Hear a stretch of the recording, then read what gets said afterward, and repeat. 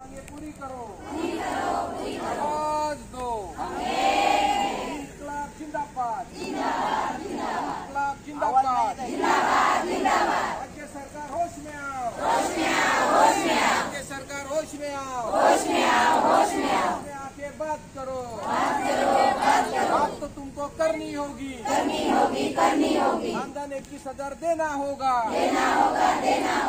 तुमको देना होगा, दर्जा कर्मचारियों का दर्जा देना होगा, आवाज दो, सीटू संघटनेचा विजय असो।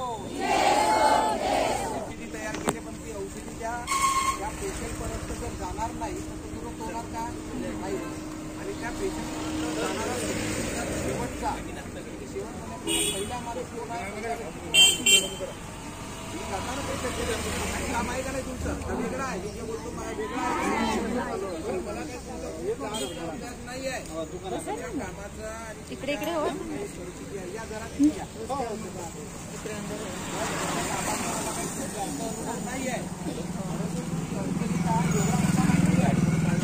कारण दुसरं एक कारण सांगतो की माझे वडील मेडिकल ऑफिसर होते आहेत किंवा त्याशिवाय आहे आरमोरीमध्ये ते मेडिकल ऑफिसरमध्ये असतात, त्यांच्या हातामध्ये किंवा त्यांच्या काळात लागलेल्या महिला आहेत, आमची आई सांगायची. पण मी एक आवाहन करेन, आमच्या जिल्ह्यामध्ये आज शासन म्हणते का महिलेची उन्नती आहे. आज जिल्हा परिषद कर्मचारी असो, स्टेटचा कर्मचारी असो, त्यांना आपल्या जिल्ह्यामध्ये एक स्तर मिळत आहे, म्हणजे कुठंतरी एक पदाचा त्यांना पदोन्नतीचा भाग म्हणून त्यांना वेतनवाढ जास्तची मिळत आहे. आज आम्ही 40 रुपयापासून आज 3,000 पर्यंत पोहोचलो, पण आम्हाला काहीच नाही. आज लागलेल्या आशा, मी आशाच्या विरोधात नाही, प्रशासनाची भूमिका कशी आहे ते पाहून घ्या, आणि त्यांच्या कारण त्यांची संघटना मजबूत असल्यामुळे, एकत्र असल्यामुळे हे होतं. आज तुम्हाला माहिती आहे 2,000 आत्ता लागलेल्या आहे माझ्या, त्यांना मृत्यू झाला की त्यांना आत्ता 50,000 आणि 1,00,000 मिळाला. बरोबर आहे, तुम्हाला शासन निर्णय आपण त्या अगोदर सुद्धा आपण शिवसाहेबांना निवेदन दिलं आहे. एवढंच आहे का माझं बनवून झालेलं आहे. तुमचा जो पेन्शनचा मुद्दा, आपला याचा मुद्दा होता विमाचा, सर आमची आज धानोऱ्याची तशीच घटना गेली, कार्यरत असलेली एएनएम बरोबर गेली, एएनएमला लाभ मिळाला पण ते आमच्या अशा म्हणजे पीटीएला काहीच लाभ नाही.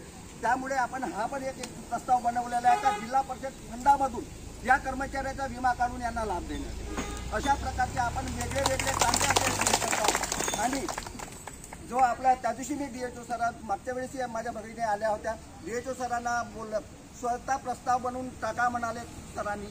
आणि ह्या सर्व गोष्टीसाठी तुम्हाला फक्त एकच विनंती करेन का कोणतेही बॅनर असो, पण अंशकालीन जिथं तुमचा राज्याचे का अंशकालीनचा मोर्चा आहे, इथं सभा आहे, तर तुम्ही एकत्र व्हायला पाहिजे.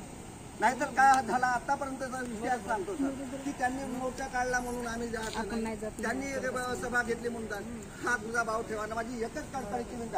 आज मी तुम्हाला माहिती आहे, आज